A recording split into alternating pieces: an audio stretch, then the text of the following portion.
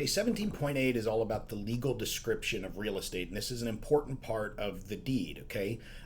The actual description of the property, right? This is not a street address. This is actually, okay, what are the boundaries of the property? Where is it located? There's a special way that this gets done. And honestly, there are multiple special ways that this can be done historically up to today. But it's not just like, hey, I sell you the property at 123 Main Street. Okay, that's not an official legal description.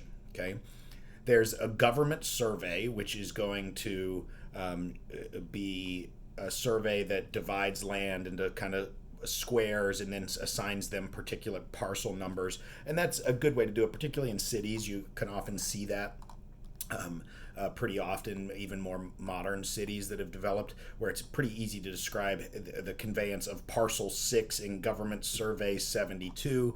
And in your textbook on it's page 511 at the bottom in this chapter, it shows kind of an example, illustration 17.2, of what that would look like, okay? There are different relationships used in rectangular surveys. There's a range, which is 16 townships. A township is 36 sections.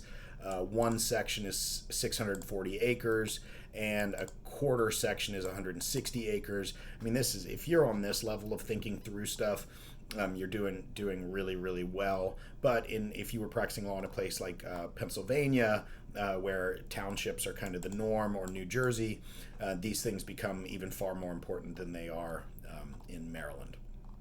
So in addition to those government surveys where there's just clearly a plot of land that is laid out and kind of laid out in a grid or in squares where they're pretty easily identifiable, there's other ways that a particular parcel can be described, or we can see the actual legal description.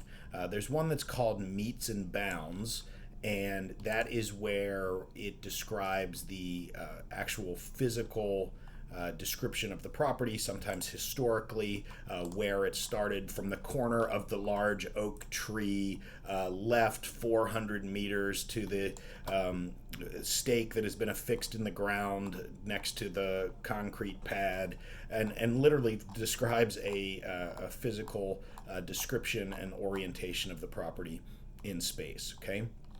An example would be that's in your text is beginning at the southwest corner of the northwest quarter of the northwest quarter, northwest one quarter of section 5 of township 15, range 3, west Jones County thereof, thence proceed west along the south line of northwest one quarter of the northwest one quarter to the intersection with the east line of the west half of said northwest one quarter. Okay, super complicated stuff, but very important that gets transferred appropriately from deed to deed. A mistake in that can cause some major problems. Sometimes there are going to be drawings that we call kind of vectors or vector drawings. That's something that would be included in the deed. There's also recorded plats and subdivisions, right? So this is, where we've got a clear, identifiable plot of land that is in this larger plot of land that's in this larger plot of land. An example is Lot 25, Block 14, Linden Park Addition, Division number 6 in the city of Idaho Falls, Idaho, according to the recorded plat or plan thereof. That's a lot simpler than the one that I just read, but that also requires, government surveys over time to have updated those.